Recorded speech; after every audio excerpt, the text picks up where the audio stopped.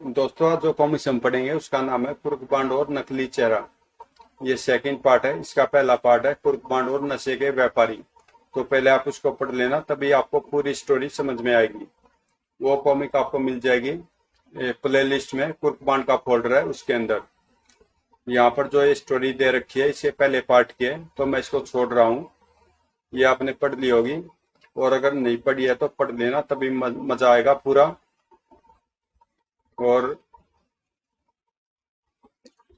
यहाँ तक की स्टोरी हम पढ़ चुके हैं इसके पहले पार्ट में, कुर्कबांड और नशे के व्यापारी में। अब आगे पढ़ते हैं। सरकारी अस्पताल में पूरे 8 घंटे से ऑपरेशन थिएटर के बाहर लगा लाल रंग का बल्ब जल रहा था, और सामने बेंच पर बैठा धमाका सिंह सोच रहा था, पता नहीं क्या बात है जो अब तक ऑपरेशन थिएटर का दरवाजा नहीं खुला। अनोखे और मोटू की हालत के बारे में कुछ पता लगे, तभी मैं अनोखे की माँ को कोई सूचना भेजूं। तभी ऑपरेशन थिएटर के बाहर लगा लाल रंग का बल्ब बुझा, और साथ ही ऑपरेशन थिएटर का दरवाजा भी खुला। डॉक्टर साहब, अब मेरे बच्चों का क्या हाल है? वे दोनों अब खतरे से बाहर है, लेकिन यदि आप इन्हें थोड़ी सी भी देर करके यहाँ लाते तो इनका बचना मुश्किल था। जय बजरंग बली, तेरी नाव चली। लेकिन डॉक्टर साहब, बात क्या थी? इंस्पेक्टर, उन दोनों ने एलएसडी की डोज इतनी अधिक मात्रा में ले ली थी कि वह इनके लिए जहर बन गई थी। क्या? तो इसका मतलब अब अनोखे एलएसडी का सेवन भी करने लगा है। मैं अभी उस नालायक से पूछता हूँ कि उसे एलएसडी की सप्लाई कहाँ से मिलती है। कौन है वह नशे के व्यापारी जो इस देश में इस तरह की गंदगी फैलाकर देश की नींव को खोखला करने में लगे हैं? वैसे भी आजकल मेरे विभाग की तरफ से एलएसडी, कोकीन, चरस व ब्राउन शुगर जैसे नशे और नशे के व्यापारियों को जड़ से मिटा देने की जिम्मेदारी मेरे ऊपर डाली गई है। क्या सोचने लगे इंस्पेक्टर? हाँ, कुछ नहीं डॉक्टर साहब। क्या मैं अपने बच्चों से मिल सकता हूँ? नहीं, अभी दोनों मरीज कमजोरी के कारण बेहोश हैं। मैंने उन्हें ताकत के इंजेक्शन लगा दिए हैं। लगभग आधे घंटे बाद उन्हें होश आ जाएगा, तब आप उनसे मिल सकते हैं। ओ थैंक यू डॉक्टर साहब। फिर डॉक्टर के वहां से जाते धमाका सिंह पास खड़े पुलिसकर्मी से बोला, शिवग्राम, तुम मेरे घर चले जाओ और मेरी पत्नी को यहाँ ले आओ, लेकिन उसे कुछ बताना नहीं, यही बताना कि उसे मैंने बुलाया है, वरना वह बेकारी परेशान हो जाएगी, समझे? ठीक है साहब। फिर लगभग आधे घंटे बाद पहले कुर्बान को होश आया। उफ, आह। तभी तो होश आ गया मेरे सपूत को। या अभी भी नशे का कुछ खुमार बाकी है नशा? तभी कुर्बान की खुली आंखों में रात वाली घटना का एक दृश्य घूम गया। मिस्टर जासूस की तुम काफी देर से चरस या कोकीन ढूंढ रहे हो, अब तुम एलएसडी का मजा लो। तब बरबसी उसके मुंह से निकला, ओ एलएसडी? तो नालायक, तुम मानता कि आजकल तुम और मोटू एलएसडी का सेवन कर रहे हो? अब लगे आती है, अभी बता दो कि तुम लोगों को एलएसडी की सप्लाई कहाँ से मिलती है। बोलो, ताकि तुम्हारे साथ साथ मैं उन कुत्तों को भी अच्छी तरह खबर ले सकूं। तब तक मोटू को भी होश आ गया था। जो आप दोनों के कौन है वे लोग जो भारत में इस तरह के नशे का प्रचलन कर देश को तबाही के कगार पर खड़ा करने में लगे हैं? डैडी, यह सच है कि कल कल रात मैं और मोटू एलएसडी के नशे में थे, लेकिन एलएसडी की वह डोज हमें किन्हीं अज्ञात लोगों ने जबरदस्ती दी थी।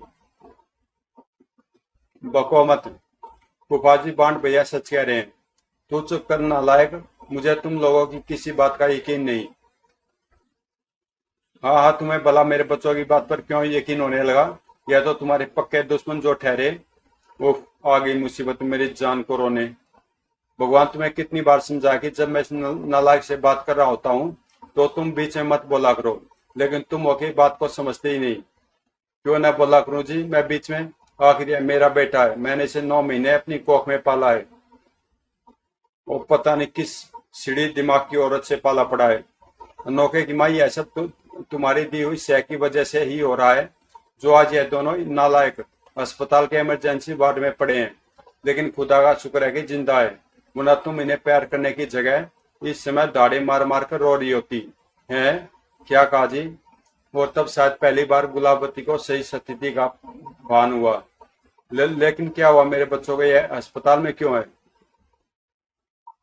भगवान, तुम्हारे ये दोनों सपूत आजकल एलएसडी जैसे घातक नशे का सेवन कर रहे हैं।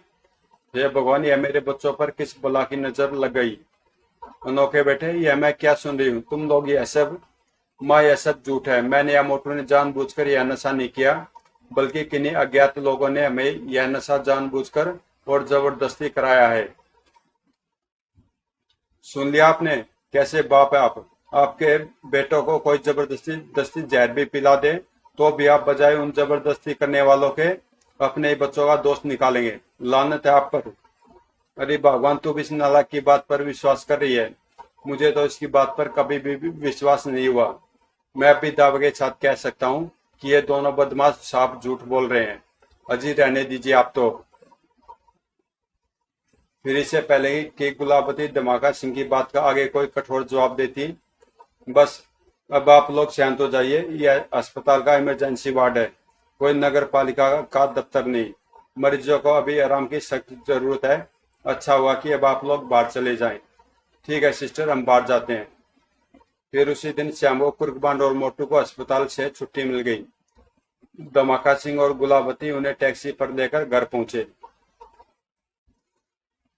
लेकिन चूंकि डॉक्टर की सलाह थी इसलिए उस दिन दिन रात दोनों ने आराम किया। लो बच्चों, गरम गरम दूध पियो। दूसरे दिन सुबह नाश्ते की मेज पर, बांड भैया, आपके ख्याल से कौन लोग थे जिन्होंने परसों रात में जबरन नशे का इंजेक्शन लगाया था? यह तो मुझे नहीं पता मोटू, लेकिन वे जो भी थे उनका क्रेस्टोबार से कुछ न कुछ संबंध जरूर था,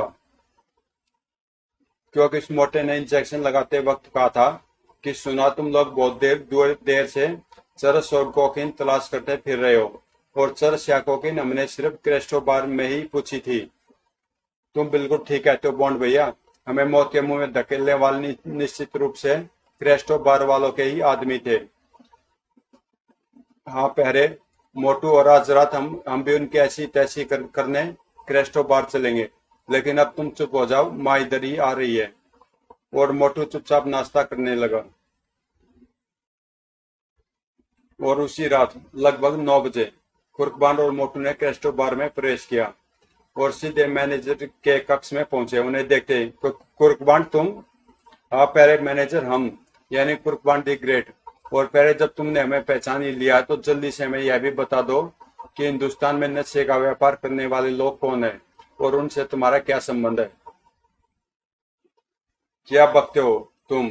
मैं भला नशे के व्यापार के बारे में क्या जानूं? मैं तो, कहते हुए क्रेस्टो का हाथ मेज के दराज की ओर बढ़ने लगा, लेकिन कुर्कबान ने शायद उसकी इस हरकत को देख लिया था, अतः धड़ाक आह। हाँ तो प्यारे मैनेजर, मेरे प्रश्नों का सीधा और साफ जवाब दो, वह भी बिना कोई होशियारी दिखाई, वरना मैं कहता हूँ मिस्टर कुर्कबान, तुम्हें तुम्हारी यह हरकत बहुत महंगी पड़ेगी। आह। प्यारेलाल, मेरी किसी भी हरकत को बनेगी तराजू में सस्ती या महंगी करके तोलने की जगह शराफत से मेरे प्रश्नों का उत्तर दो, वरना। मैं कुछ नहीं जानता, मेरी समझ में नहीं आ रहा है कि तुम मुझे क्या धड़ाक आई। फिर कैस्ट्रो बार के मैनेजर कैस्ट्रो को बोलने का मौका दिए बिना कुर्कबान ने उसे लात और गुस्सों पर रख लिया। ठाक उफ झुम आह दौड़ आई। और सिगरेट, ठहरो, मुझे और मत मारो, मैं बताता हूँ। वह प्यारेलाल जल्दी लाइन पर आ गए। खैर बोलो, घूंघट के पट खोलो। काश एक दो गुस्से मैं भी इसे मार लेता तो परसों रात वाले अपमान का कुछ तो बदला ले लेता। क्रेस्टो ने कुछ बताने से पहले 3-4 लंबी लंबी सांसें ली और तभी कुछ सोचकर एक आंख उसकी आंखें चमकने लगी। प्यारेलाल जल्दी बोलो, नखरे क्यों दिखा रहे हो? तभी क्रेस्टो ने अपनी दांतों की पंक्ति में लगा एक नकली दांत, जो कि वास्तव में एक छोटा बम था, उसे जोर से अपने दांतों में बीचा। फलस्वरूप ब्राम उफ आय मरा। क्रेस्टो के तो टुकड़े टुकड़े हो गए और कुर्कबान का सिर कमरे की एक दीवार से जा टकराया। उसकी आंखों के आगे दिवाली के अनार से छूटने लगे। सटाक उफ। फिर बेहोश होने से पूर्व कुर्कबान के मस्तिष्क में किसी हथौड़े की तरह एक शब्द टकराया, माफिया, और वह अपने होश खो बैठा। फिर पता नहीं कब उसकी चेतना वापस लौटी, लेकिन जब लौटी तो बाहर से कमरे का दरवाजा खटखटाया जा रहा था। खट खट खट उफ। तभी मैनेजर साहब, अंदर क्या हो रहा है? कृपया दरवाजा खोलिए। वो लगता है यहाँ पुलिस पहुंचने वाली है, लेकिन इससे पहले कि पुलिस यहाँ पहुंचे मुझे यहाँ से खिसक लेना चाहिए। खट खट पी। मोटू जल्दी से उठ। अबे मैं कहता हूँ उठ। फिर कुर्बान ने बेहोश मोटू को अपने कंधे पर लादा और खिड़की के रास्ते कमरे से बाहर निकल आया। ओह, यह कम वक्त मोटू मेरी जान की मुसीबत है। उधर शहर से बाहर वीराने में एक खंडरनुमा इमारत, जो कि वास्तव में भारत में माफिया का हेडक्वार्टर था। मैं माफिया का भारतीय बॉस जेड ओ इस समय मारे गुस्से के लाल पीला हो रहा था। तो उस जासूस छोकरे के कारण न केवल हमें क्रेस्टो के रूप में अपना वफादार साथी खोना पड़ा, बल्कि साथ ही आज से हमारा एक अड्डा भी हमेशा के लिए खत्म हो गया। Yes boss. खामोश रघु, कल दिन निकलने से पहले मुझे उस जासूस छोकरे की लाश चाहिए, समझे? Okay boss. तभी एकाएक सामने दीवार पर लगा हरे रंग का बल्ब जलने लगा। पिक पिक। वो लगता है हेडक्वार्टर से कोई आया है, लेकिन इस समय यहाँ भला कौन आ सकता है? फिर जेडो ने मेज पर एक और लगा एक गुप्त बटन दबाया तो दाहिनी ओर की दो भागों में दीवार विभाजित होने लगी। घर। अगले क्षण, अरे कुर्बान है क्या? चीफ, आप और इस भारतीय जासूस कुर्बान के साथ? हा हा हा। तो जेडो, तुम भी इसे देखकर धोखा खा गए? धोखा? कैसा धोखा? मैं कुछ समझा नहीं चीफ। तो सुनो जेडो, यह भारतीय जासूस कुर्बान नहीं, बल्कि उसका हमशक्ल है, और इसे हम एक विशेष उद्देश्य के अंतर्गत यहाँ लाए हैं। क्या? तब माफिया ने के चीफ नंबर 2 ने जेडो को अपनी पूरी योजना बता दी। उसकी पूरी योजना सुनने के बाद, तो इसका मतलब चीफ आप बहुत ही सही वक्त पर यहाँ पहुंचे हैं। लेकिन यदि आपके आने में थोड़ी सी भी देर हो जाती तो आपकी सारी योजना खटाई में पड़ जाती। वह कैसे? आपके आने से पहले मैं अपने आदमियों को कुर्बान को खत्म करने का आदेश दे रहा था। लेकिन क्यों? इसलिए कि उसने माफिया का बहुत नुकसान किया है। फिर जेडो ने अब तक की बात में घटी घटनाएं चीफ नंबर 2 को बता दी। वो तो इसका मतलब है मैं वाकई यहाँ समय रहते ही पहुंच गया हूँ। जेडो, अब तुम अपने आदमियों को आदेश दो कि वे आज रात कुर्बान को जीवित यहाँ उठाकर ले आए। Okay chief. फिर जेडो ने वही आदेश रघु और उसके साथियों को दोहरा दिया। इसी के साथ वह मीटिंग समाप्त हो गई। उस रात कुर्बान की आंखों में नींद का नामो निशान न था। वह सोच रहा था, तो इसका मतलब है हमारे देश के युवा वर्ग को नशे का आदी बनाकर देश की नींव को खोखला करने का षड्यंत्र रचने वाले विश्व की सबसे खतरनाक व शक्तिशाली संस्था माफिया है। खर्र। क्योंकि जिस तरह से क्रेस्टो बार के मालिक ने आत्महत्या की है, उस तरह किसी विपत्ति में पड़ने पर सिर्फ माफिया के सदस्य ही आत्महत्या करते हैं। और यदि सचमुच इस षड्यंत्र की जन्मदाता माफिया है, तो मुझे कसम है अपने प्यारे वतन की, मैं माफिया की ईट से ईट बचा दूंगा। खर्र। तभी अरे तो क्लोरोफॉर्म युक्त गैस की गंध है, लेकिन खर्र। इसी के साथ कुर्बान की छठी इंद्रियों ने उसे खतरे का संकेत किया, और तब उसने अपनी सांस रोकने की बजाय की गड़प गड़प, लेकिन बेकार। तब तक काफी मात्रा में गैस उसके फेफड़ों में पहुंच चुकी थी। और फिर अपने होश खोने से पूर्व उसने अपने ऊपर रघु को झुके पाया। तुम? इसी के साथ वह पूर्णतः अपनी चेतना खो बैठा था।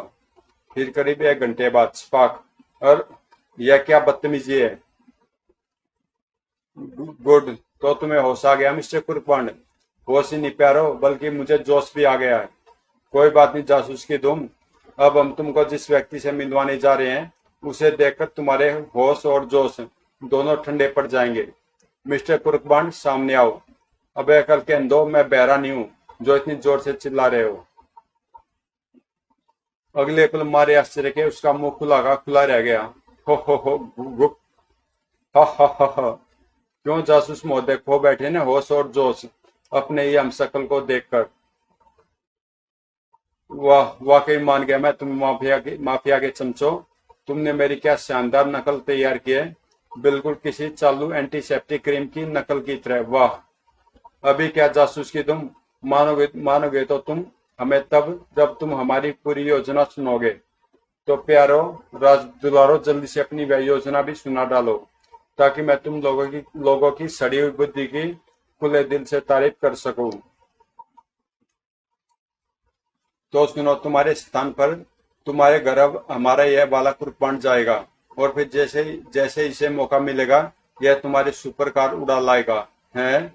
और मिस्टर कुर्बान, तुम तो अपनी सुपर कार की विशेषता जानते ही हो। एक बार यदि वह कार माफिया के हाथ लग गई तो फिर जल्दी पूरे विश्व पर माफिया का साम्राज्य होगा। हा हा हा।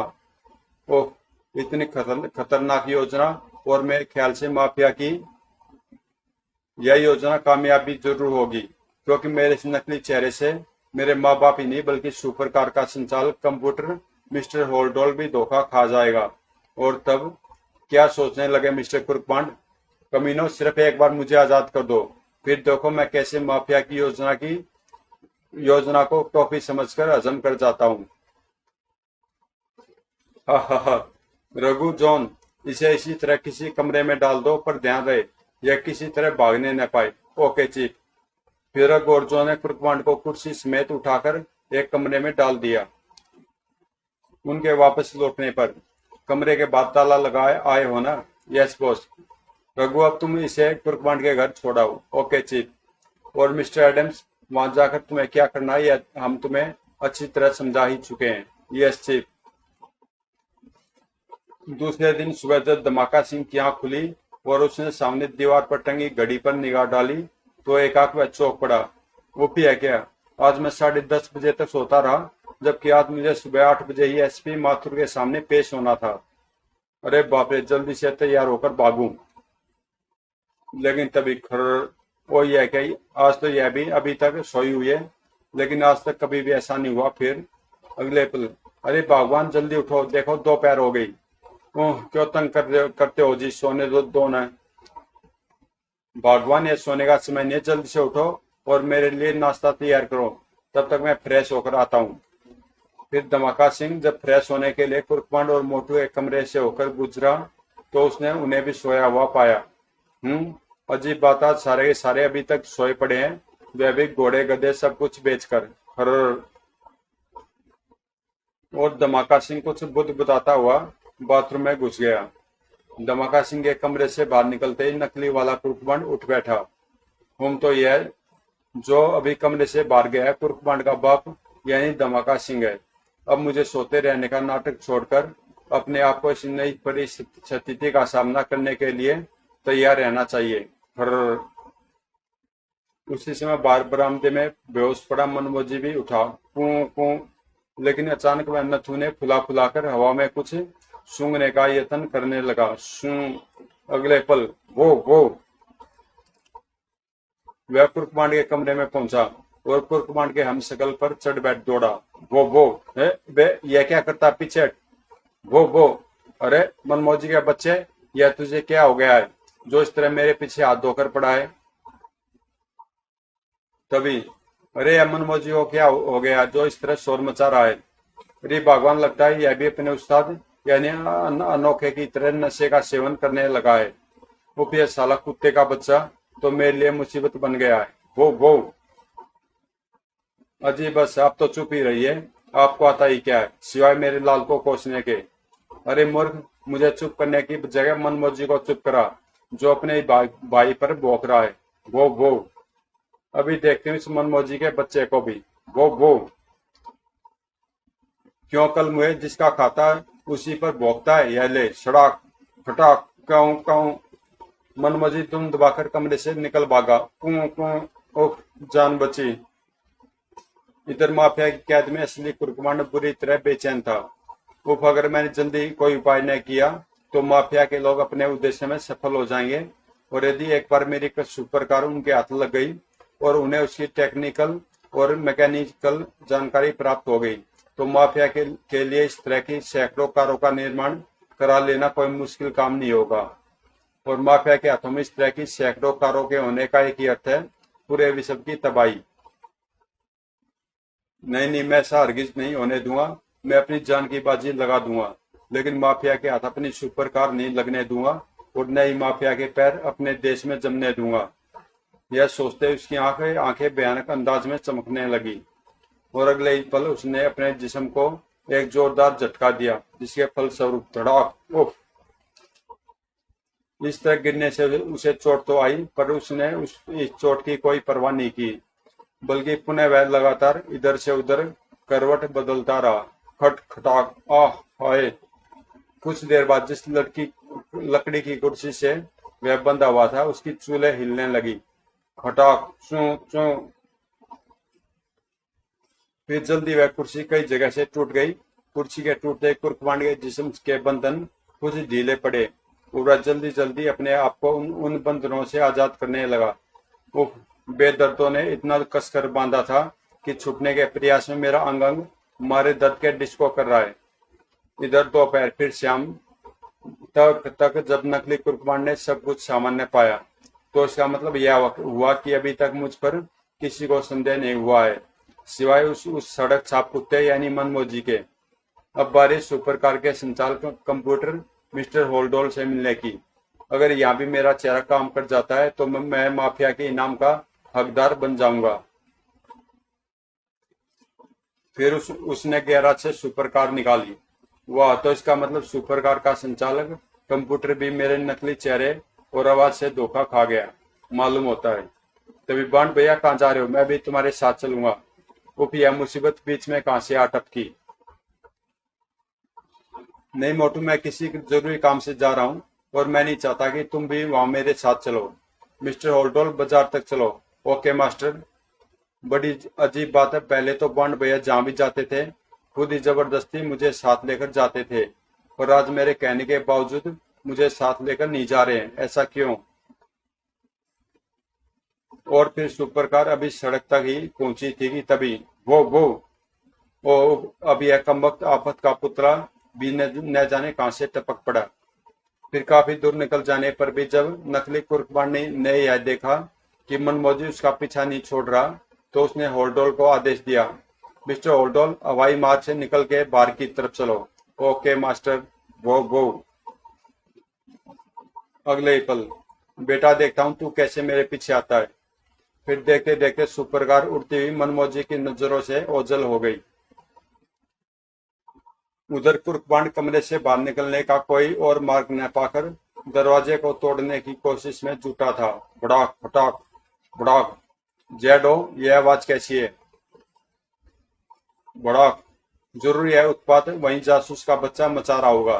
रघु, जॉनी, जॉन, जल्दी जाकर उस जासूस के बच्चे को देखो कि वह क्या कर रहा है। Okay boss. उधर भड़ाक। उफ, यह दरवाजा है या लाल किले की दीवार, साला टूटने का नाम ही नहीं ले रहा। तभी उसे दौड़ते हुए कदमों की आवाज़ें सुनाई पड़ी, और फिर कुछ सोचकर उसकी आंखें चमकने लगी। खट खट। आओ बच्चों, मैं तुम्हें दिखाऊंगा टूटी कुर्सी हिंदुस्तान की। इस कुर्सी से खोपड़ियां खुलेंगी माफिया के चमचों की। फिर जैसे जॉनी ने दरवाजा खोला, भड़ाक आई। इस अचानक के आक्रमण से रघु और जॉन एक पल के लिए जड़ से हो गए, लेकिन अगले पल रघु ने फुर्ती से अपनी जेब से रिवॉल्वर निकाल दिया, लेकिन तब तक उसे काफी देर हो चुकी थी। फटाक। उफ, हाय। फिर बिना एक क्षण गंवाए तुर्कमान ने जमीन पर गिरे हुए रघु के रिवॉल्वर पर जंप लगाई, और अगले ही पल, बस माफिया के चमचों, अब तुम्हारा खेल खत्म हुआ। चुपचाप अपने हाथ ऊपर उठा लो और अपने बापों के पास चलो। ओह। रिवॉल्वर के आगे रघु व उसके साथियों का कुछ भी विरोध करने का साहस नहीं हुआ, और वे बांड को लेकर अपने बॉस के पास पहुंच गए। तो तुम हैं? हाँ प्यारो, मैं। लेकिन खबरदार, किसी प्रकार की चालाकी दिखाने की कोशिश मत करना, वरना भून कर रख दूंगा। और मिस्टर बॉन्ड, हम कहते हैं कि तुम रिवॉल्वर फेंक दो और माफिया के साथ मिलकर काम करो इसी में। लेकिन इससे पहले कि माफिया का चीफ नंबर 2 अपनी बात पूरी कर पाता, तभी वहां नकली कुर्कबांड आ पहुंचा, और इसी समय कुर्कबांड का ध्यान बटा। चीफ। और इस सुनहरे पल का फायदा उठाया जेडो ने, उसने तुरंत मेज के नीचे लगा एक बटन दबा दिया। अगले पल का स्टैंड गनधारी चमत्कारी ढंग से हॉल में प्रकट हुए। हा हा हा। गार्ड्स, भून दो इसे। उफ। फिर तर वक्त रहते कुर्कबांड अपना स्थान छोड़ चुका था। इधर खंडरों के बाद तर यह क्या? अभी यह क्या? अभी अभी अपना मास्टर अंदर गया है, और अब यह गोलियों की आवाज। लगता है मास्टर किसी खतरे में है, मुझे उनकी मदद के लिए पहुंचना चाहिए। अगले ही पल, इधर तब तक कुर्बान गोलियों की बाढ़ से बचने के साथ साथ हॉल में एक तरफ रखी पेटियों की ओट में पहुंचने में सफल हो चुका था। धोए धोए, यदि मैं हाल में लगी इस इकलौती मरकरी को तोड़ डालूं तो मैं अंधेरे का फायदा उठा सकता हूँ। और धोए टॉक, गार्ड्स वे बचकर निकलना चाहिए, मैं इमरजेंसी लाइट जला रहा हूँ। और कुर्बान की आशा के विपरीत जल्दी हॉल में इमरजेंसी लाइट जल उठी। गार्ड्स भून दो उसे। तुरंत एक साथ कई स्टेन गने गरजी। तड़ उफ, अब बचना मुश्किल है। तभी, वाह प्यारे होल्डोल, वाकई तुम बहुत सही वक्त पर पहुंचे हो। खट खट। मास्टर, आप जल्दी से कार में बैठ जाइए, फिर मैं इन सब से निपट लूंगा। ओके होल्डोल। तभी, ठहरो मिस्टर होल्डोल, यह नकली कुर्कबांड है, तुम्हारा असली मास्टर मैं हूँ। सुपर कार का संचालक कंप्यूटर अपने सामने एक साथ दो कुर्कबांड देखकर चौंक पड़ा। ओ, पता नहीं इसमें मेरा असली मास्टर कौन है और नकली कौन है। फिलहाल मुझे इन दोनों की रक्षा करनी चाहिए। यह फैसला बाद में होता रहेगा कि असली कौन है और नकली कौन है। असली कुर्कबांड पहले कार में बैठ चुका था। जल्दी से यहाँ से निकल चलो मिस्टर होल्डोल। उसी समय डैशबोर्ड से निकले एक हाथ ने नकली कुर्कबांड को भी उठाकर और कार के अंदर डाल लिया। फिर असली कुर्कबांड ने डैशबोर्ड पर लगा एक बटन दबा दिया, जिससे कार के ऊपर छत आ गई। मिस्टर होल्डोल, अब जल्दी से जल्दी दुश्मनों का सफाया करो। पता नहीं तुम मेरे असली मास्टर हो या नकली, लेकिन चूंकि यह अड्डा दुश्मनों का ही नजर आता है, इसलिए मैं तुम्हारा आदेश मान रहा हूँ। अगले पल कार के चारों तरफ मोटे मोटे बैरल निकल आए और धोएं उफ धोएं आई, धोएं धोएं तट आह आई, धोएं धोएं तट ई। ओ माय गॉड, यह कार है या मौत का पिटारा। तभी एक गोली जैडो को भी आकर लगी। आह, कुछ देर में चीफ नंबर 2 और जैडो व उनके सारे साथी मारे गए। अब बोलो प्यारे नकली कुर्बान, तुम्हारे सारे साथी तो मारे जा चुके हैं, अब तुम क्या कहते हो। बको मत, मैं असली हूँ और तुम नकली हो। तभी सुपर कार के ऊपर निकली छत गायब हो गई। बकवास बंद करो, असली मैं हूँ। बको मत, असली मैं हूँ। धड़ाक उफ, हाय धड़ाक। फिर सुपर कार हवा में उड़ी और उसके निचले हिस्से से दो जंजीरें निकली। और अगले पल, अरे मिस्टर होल्डोन, यह क्या बदतमीजी है। उफ, तुम दोनों में से जो भी मेरा असली मास्टर है वह मुझे क्षमा करे, लेकिन असली और नकली मास्टर की पहचान के लिए जब तक मैं मनमौजी को यहाँ नहीं ले आता, तब तक तुम दोनों इसी पेड़ पर टंगे रहो। वह मिस्टर होल्डोल, क्या आइडिया आया है तुम्हारे दिमाग में। उफ, अब उस कुत्ते को धोखा देना मुश्किल है। मिस्टर होल्डोल, मनमौजी के साथ साथ पिताजी को भी यहाँ ले आना। Okay master. फिर लगभग 1 घंटे बाद सुपर कार में बैठकर धमाका सिंह, मोटू और मनमौजी वहां पहुंचे। कुर्कबांड धमाका सिंह ने दोनों बांडों को आजाद किया तो मनमौजी असली कुर्कबांड के पैर चाटने लगा। कू कू। ओ माय गॉड, अब मेरा खेल खत्म होने वाला, पता नहीं ये लोग मुझे क्या सजा दें। तभी वो और छोड़ मुझे। किसी तरह मनमौजी ने जिससे अपनी आप को छुड़ाकर नकली कुर्कबांड वहां से भाग लिया। अब भागने में ही भलाई है। तभी धोएं आई। फिर कुछ देर बाद पुलिस भी माफिया के हेडक्वार्टर तक पहुंच गई। शायद वहां आने से पहले धमाका सिंह ने पुलिस को फोन कर दिया था। वहां पुलिस ने भारी मात्रा में अफीम, चरस, कोकीन व ब्राउन शुगर का स्टॉक बरामद किया। Oh my God, brown sugar. इस तरह से कुर्कबांड जैसे सपूत ने भारत से माफिया जैसी खतरनाक संस्था के पैर उखाड़ फेंके, लेकिन दूसरे दिन के अखबारों ने भारत से माफिया के अंत का सारा श्रेय धमाका सिंह को दिया। आज की ताजा खबर, इंस्पेक्टर धमाका सिंह के हाथों माफिया गिरोह का अंत। आज की ताजा खबर। उच्च अधिकारियों ने भी धमाका सिंह को इस सिलसिले में शाबाशी दी। मिस्टर धमाका सिंह, हमें तुम जैसे पुलिस अधिकारियों पर गर्व है। Thank you sir. शी मेरे बेटे ने मुझे इज्जत बख्श कर पहली बार अक्लमंदी का काम किया है। समाप्त। तो दोस्तों, कॉमिक्स यहीं पे समाप्त होती है। अगर आपको पसंद आए तो प्लीज चैनल को सब्सक्राइब कर देना और मिलते हैं किसी अगली कॉमिक्स में।